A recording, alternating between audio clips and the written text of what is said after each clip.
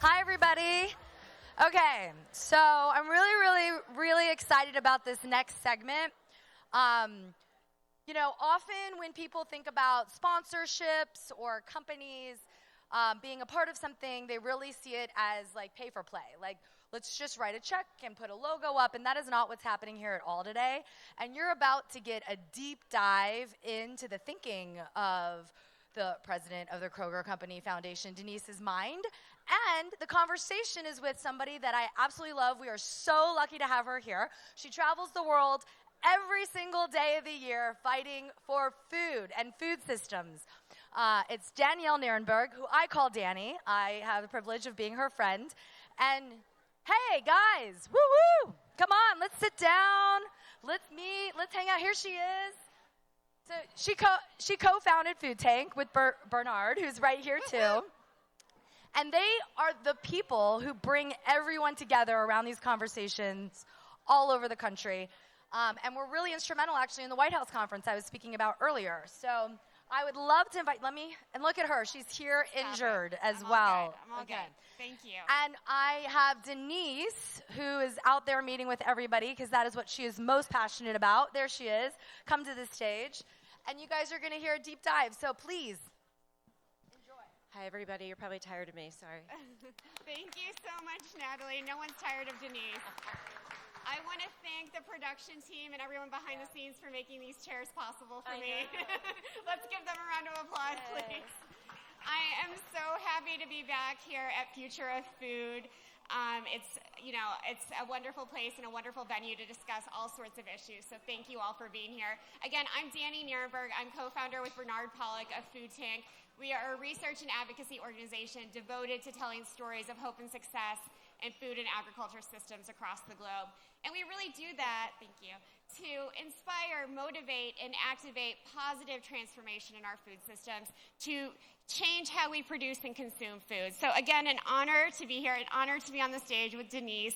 For those of you who didn't see see her throughout this event, she is the Senior Director of Sustainability and Social Impact at Kroger, and she is also the president of the Zero Hunger, Zero Waste Foundation. Give Denise a round of applause, please. Denise, I'm so excited to be sitting here with you. We get to talk a lot, I know, but it's hardly ever one-on-one. That is very true. Yes. And you're always very stylish, so nice. Thanks for dressing up. So Natalie was just talking about the White House conference on hunger, nutrition, and health that was held in September last year. And, the Biden-Harris administration really called on stakeholders, especially the private sector, companies, to make really solid commitments and to, push these issues forward to reduce diet-related disparities, to end hunger, of course, and also increase physical activity, among other things. And so I'm wondering if you could share what the commitments Kroger has made around these issues and what you hope sort of comes out of it. I can certainly do that. So I will try. So we are one of many. So Kroger has been part of the conference on hunger, nutrition, and health, and we did make some big commitments as part of the work that happened at the end of last year and still continues to be top of mind. And we have some of our friends in the room who we will be working with. So one of the commitments we made was to work in partnership with the Rockefeller Foundation, American Heart Association, and others on a really big new research program. And Rockefeller is the expert on that, by the way. And we have folks here. We've been talking with them for many years, too. And so really excited to see that it's going to be a long-term, thoughtfully designed, comprehensive research program with clinical trials. So this is not going to happen tomorrow. This is going to take some time to develop. But it's going to be a really robust piece of work. And I've been a fan of the Rockefeller Foundation's work, specifically in the food space, for many years. And you guys have done really great work. So, and really excited to talk with you more today. And what I love about Food Tank, by the way, I love talking to Dani. She challenges us. So I will say these are good conversations because she asks hard questions. And I usually tell her if I don't know the answer, I will just say I don't know the answer. But these are really hard topics that need to be discussed transparently and publicly. And so we're always happy to kind of share where we are. So the other thing we're doing, if you've been here for a couple of the sessions, is the other commitment we made to align with the administration's work was through the Innovation Fund. So through the Zero Hunger, Zero Waste Foundation and our signature program, the Innovation Fund, we're going to do our third grant funding round focused on the topic of food as medicine, which we've talked about today, on increasing health equity, improving food access, because we think that food should be healthy, delicious, and affordable for everyone. So that is part of our mission. Incredibly hard to do it. Right. But that's kind of where we've been. And we have a lot more that we're doing in that space, but those were some of the bigger commitments we made as part of that work. Absolutely. And I know the work with the Rockefeller Foundation and the American Heart Association is very long-term, but for me, it's kind of an unusual collaboration. And I wonder if you think of it that way. Yeah, I do. It's big for us. I think it's a really big deal, and I'm really excited about it. And we are actually in conversations now to help understand how we can help. So we're not even sure yet what role Kroger and Kroger Health will play, because we want to have the conversations to understand what would be most useful. But as a grocery retailer with millions of households who shop with us all the time, we also have pharmacy and retail health clinics through the little clinics. So we have 500,000 associates. We work with health systems. We just have a lot of interest and access in that space. So we are going to discover along the way how we can help. Yeah. So I think we're kind of talking with Rockefeller Foundation and American Heart Association for what they want to do and how they want to do it. And then we will fill in to help wherever we can support. No, it's really exciting. And I thank you for that work, because it is long-term. It takes a long time. Kroger is not going to get sort of immediate benefits from it. And I think that's also, risky for a company to invest that sort of, long-term thinking, long-term doing. And I wonder if there's been pushback. So no, I think we are at the stage where we hope to learn. Like, we all need to learn. So there are so many great ideas out there. And we've tested a lot of them. We've done pilots in our stores for something, for example, called produce prescriptions, which I don't think anyone wants, by the way. Like, it just doesn't sound delicious. But it was also really hard to get our customers to be excited about that. But is there some magic there? Maybe. I think there's work that we can still do to discover through the research like this on, and I think this body of research is hoping to be kind of definitive on what solutions actually help. Right. How they can improve health outcomes. And then maybe we lean into those and scale those. Mm-hmm. So I think we aren't going to have answers right away, clearly, but we're hopeful that we will have more definitive direction through research like this. But in the meantime, our Innovation Fund work will happen this year to get that started so that we have some short-term work too. And then we're, again, lifting up the work of people here in this room, like Joy and Rick and others, who are doing it today. So we can support today, both with the work that our business does and food that we have maybe surplus in our stores, but also philanthropic funding to help get things going now and learn more about what does look like help. Sure. You mentioned the word prescription and how people may not want, food is medicine sometimes makes me feel like, food shouldn't be medicine. It should be full of joy. And I just wonder, as somebody who is part of the company and part of the foundation, how we bring the joy back to the work that we do. Also joy from the Cook Snook, but also the joy as happiness. Yes. So one thing we learned last year, one of my big takeaways from South by Southwest in 2022 and working with the community of collaborators here, was the future of food has to be delicious. And we have to provide a wide range of choices. And it has to be culturally relevant. I have to know how to cook it. I have to like it. It has to taste great. It has to be easy, affordable, accessible to everyone. And I think that when I say it, it sounds like so simple, but it's hard to do. And I think at the same time, we're trying to nudge behavior Right.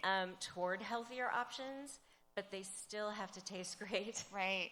Or people aren't going to buy them. And I always say, Kroger, we have a great culinary innovation team, and they put new products on the shelf, hundreds of them every year. But if nobody buys them, they could be the most sustainably produced, responsibly sourced, healthy, nutritious, et cetera, items you could ever find. But if people don't know about them or don't buy them, they won't stay on shelf for very long. Because we are a retailer. Sure. And we do have to sell the food. No, and that makes perfect sense. Another question that brings up for me, and we've talked about this a lot before, is access and affordability and also environmental sustainability. These are hard things to combine. And as a company and as a foundation, the question for me always comes up, how do you pay for this? Because you want people to eat better. People want to eat better in a lot of cases. But it's hard to have all of these things in place, especially that sustainability piece. And so the question is, how do we pay for this? Great question. And again, I don't have that answer. Me neither. I wish I did. And I think we often hear, even our CEO, Rodney McMullen, often says, if it was easy and if we knew the answer, we would do it. This is really hard. You are going to hear in the next couple sessions a little bit of a turn into the sustainability side of our work. And some of the organizations we work with who are focused on climate, biodiversity, conservation, habitat loss, all that. Incredibly important work. I think what we're trying to do, and this is as a community, is incredibly hard because we're trying to transform and change the food system. And the food system as it is today and the global supply chain, because we source food, we have U.S. operations, we sell food in the U.S., but we have a global supply chain. The food system and supply chain developed over decades for very specific reasons, and largely to feed at a commercial scale. So it is trying to introduce change, more sustainable agricultural production methods, more equitable work for the people who are making the world's food, growing it, harvesting it, transporting it. I always say everything on our shelves, and we have big stores, everything on our shelves has a story about where it came from, who grew it, who made it, who drove it, and how it got on the shelf. And then we hope you guys will buy it. So it is hard, and it's really complicated, but but I love that we are here talking about it. Right. It's definitely complex. And I'm not trying, I've known you for a long time. I feel like we're colleagues, we're friends. But I do have this question, and again, I'm not kissing up. I just wonder why there aren't more retailers like Kroger who think in this way. So you're thinking about access and affordability, and it's not that they're not out there. Right. But thinking about environmental sustainability, thinking about the story of the food that they bring to the shelf, but in a really genuine way. And that's what I've always gotten from you, Denise, that it's genuine, that it's earnest work that you're doing. But I don't always feel like that from other retailers who are trying to enter this space. So it's a comment, but the question is, when we talked about this when we were talking about the White House sustainability commitments, we want to sort of peer pressure other companies to do better. So how can we get more Denises at retailers? Well, I would argue, thank you, but I would argue that other retailers are doing things too. And we don't all lead in the same way or in the same space, but They are out there and they are doing great work. So we see it because we see them at meetings like this too, and other places. So I would offer that they are all helping.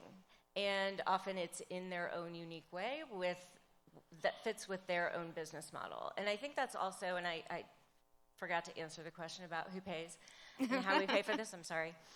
And I think that, again, that's something we don't fully understand. But we will probably likely all contribute and pay in some way, and that is at every step in the food system and supply chain. So it's not, we are retail. The beauty of retail is we are closest to the customer. The difficulty is that our customers are struggling. and they are trying to make ends meet and feed their families. And so we cannot just all raise prices. That's not the answer. So along the chain, everyone has to do their part to help pay for it. A lot of this is, and it's been delayed because of the pandemic, a lot of this is farmers trying to invest in new infrastructure on the farm. Very costly equipment. This is not free. And so how do we introduce changes in an economically sustainable way so that they can continue farming and growing of the food and doing all the good work because we need them. Absolutely. I mean, you mentioned something before about, the equitable part, the respect part is what gets me. And I think that's really important because you're talking about farmers and we don't respect farmers enough. And we certainly, there was a time during the beginning of the pandemic where oh, farmers, thank you so much. And we've forgotten that. And I wonder how a company like Kroger or the Zero Hunger, Zero Waste Foundation brings that respect back. Because food as medicine is totally dependent on farmers. It's very much. And so we have someone here you'll hear from soon from FarmLink, one of our grantees doing amazing work that got started up during the pandemic. But yes, so I've had the good fortune of being on many farms in the past year, probably more than ever in my career, and I'm always amazed by the hard work that they do. And I would also say I'm always impressed by how much they care for their work, for the land, for their workers, for the animals that they take care of that might ultimately make their way to our plate. So these are people who, I went to our egg farmer in Indiana, 6th generation family farmers, MPS Egg Farms in Indiana. Amazing. Lovely story. The father, the 5th generation, just retired as CEOs. The 2 brothers are now co-CEOs, the Krause family. And it's just really rewarding to get back to that, get back on the farm and see what's really happening there. And I do think we have to make that more visible. Sure. And so you're going to feature tomorrow on your event Sandra from Kipster Farms. So that's another great story. And I think if anyone wants to hear more, happy to talk with you separately or tune in tomorrow. But you can watch a live stream of the hens running around on the farm in Indiana. And it's an amazing carbon neutral, more sustainable production, cage-free, upcycled, food waste. It's just a beautiful story. And then what we're trying to do as the retail partner is get our customers to buy the eggs. Yeah, it is a really great story, and since you already gave it a plug, I'm going to give it another short plug. Please come to Houston-Tillotson University tomorrow starting at 9 a.m. for our All Things Food event. Everyone is welcome. Just email me at Danielle@foodtank.com if you need to register. But thank you, and Denise will be there, and so many other friends as well. Denise, the egg story is one I think that's been very challenging for a lot of retailers. And so I'm wondering how you instill trust and transparency. You said folks can watch the live stream of the chickens running around. That's really exciting. How can we create more trust for consumers so they actually feel like their money is going towards something that they feel good about? Yeah, there's a lot of ways, and we always encourage our customers to shop in ways that align with your values and what's important to you. One thing that we do at Kroger is we manage a very large portfolio of environmental and social topics. And we have a strategy that has 3 pillars, and it's people, planet, and systems. So reflecting that a lot of these topics are also very interconnected and interrelated. And you'll hear a little bit more from Lisa Zawak, our head of sustainability, coming up soon, and our longtime partners in conservation at World Wildlife Fund and so many more. But we always put people first. And that's actually also why Zero Hunger comes before Zero Waste in our name. People come first. So we do want to increase access to affordable, fresh, healthy foods that are produced more sustainably and responsibly sourced, but they can't be a luxury good for people who consume them. So But these are difficult conversations, as we know the urgency of planet-related topics continues to, be visible every day. So it is trying to balance all of these different trade-offs as we make decisions. And you guys do it when you shop every day, and you're doing the good work in the community, so you probably know how this feels. But it is about choices. And I think what we try to do is to be very transparent on where we're making the choices. So, for example, this year on eggs, between supply chain impacts from the pandemic, the really, tragic outbreak of avian influenza among the chicken population and the hens out there, and inflation, our customers have told us very clearly that they need us to provide the most affordable eggs. That's just really important to them. So we can't sacrifice customers having access to very affordable protein for their families. It's just one of the most affordable proteins, and they want it at a great price, and we are committed to making that happen. So we're trying to work to balance. We actually extended our roadmap for our cage-free egg commitment, and we said we're going to achieve 70% cage-free by 2030 because we can do it in an economically sustainable way for the business and continue keeping eggs affordable for our customers. And we have to, that's the right kind of strategy that a business needs to take. But you've had some pushback from different kinds of nonprofits and advocates. That must be difficult. It's difficult, but we are very candid about why we're doing what we're doing. And so what they also have invited us to do, and we have an open door policy. We talk with all of the advocacy groups and activists throughout the year. So we know them very well. They know us. And sometimes we agree to disagree, but we talk to all of them. In this case, we said, this is how we are prioritizing impacts for this topic. So we are going to put people first this year, and we are actually Kroger and the Our Brands team. So Simple Truth is the team that brought the Kipster system from the Netherlands to the middle of Indiana. And so we are investing in more sustainable production. Right. We're investing in higher welfare animal protein production, which we all need. But we have to do it in a way that enables us to keep serving our customers. Right. And it doesn't happen overnight, these changes. No, and we unfortunately had to extend our roadmap, but we had 3 years of disruption and delay in infrastructure investments on farms because in the middle of the pandemic, and we saw this in the pork supply chain too. Right. It was remarkable how hard it was to keep products on shelf. And we called it the stocking up period, but you guys might remember that sometimes shelves were a little bare and people were getting worried. And so our phrase at the time was, shop responsibly, buy what you need, and use what you buy. So just, be thoughtful about your choices. Right. And then that did push back some of our roadmaps, but we are actually able, thanks to the work internally and with our suppliers, we are keeping our 100% group-housed pork commitment. That was another animal welfare commitment that has been the topic of a lot of controversy. So we are working with the business. We have these requirements spelled out in our supply contracts, and we're making it happen on time. For eggs, we needed a little bit more time, and we were very open about that, and we explained why. That's why transparency is so important for any company involved in this. That leads I have 2 more questions. One, child labor has been so much in the news. The New York Times had a huge piece on child labor. But Kroger has made commitments, for more ethical supply chains for a long time. And I'm wondering if you can talk about that.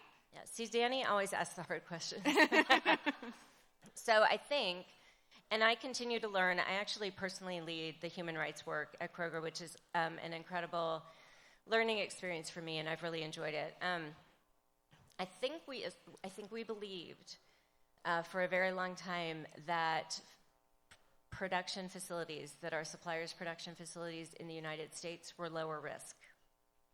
I think for a lot of reasons, we've seen that landscape change over the past several years, partly due to the pandemic, right. Increasing immigration from even children without adults with them without parents entering the U.S. And so I think there just are a lot of things happening now that speak to people trying to get by and trying to and feeling the pressure to earn money and buy food and raise their families. So our human rights commitment started about 3 years ago, but we are actually increasing the scope of our what we call social compliance work, which is we have a vendor code of conduct. All of our suppliers agree to our code of conduct when they do business with Kroger. And then we are putting a human rights due diligence process in place and actually expanding it. It's been in place for several years, but we're expanding it to our suppliers' U.S. facilities so that we have increased oversight and so that we know and we circle back and check as much as we can. We can't make it to every facility, but we check and see if they are, in fact, upholding that code of conduct and responsibly managing their operations. And we have to trust our suppliers to put the right management systems in place to operate responsibly. But we are checking up on them too. That's great. That's great. We're out of time, but I'm going to leave you with one last question for 30 seconds. Rick asked you about your magic wand before, if you had a magic wand. And I wonder when it comes to the people who are involved with Kroger, whether it's the workers or the people on the executive team, or the people who work with the foundation, what you hope to see over the next 2 years. What kind of, if you could say it in a couple of words. Yeah, I think 2023 is going to be our year. I'm just saying. We have had 3 years of really challenging times, everybody. Even toward the end of 2022, we were starting to make a turn. I was starting to feel like we were being able to focus attention back on some of these issues that are near and dear to our hearts. Right. That really were delayed or set aside in these really hard years that we had. But now we are operationalizing our work. So all of our environmental and social commitments we're actually integrating into our business strategies. And our leaders are coming to us and asking how they can help. And they're coming to us and saying, how can I measure my success to meet and support our environmental and social impact goals? And so that gives me a lot of hope because we are seeing our business leaders take ownership for the goals that we have been advocating for in the background for so long. Right. It's really exciting. Thank you for that kind of work, Denise. You are a leader in this space. Please thank Denise Osterhues, please. Thank you all. And thank you to the Future of Food. It was so wonderful to be back. Thank you to Danny. Yes.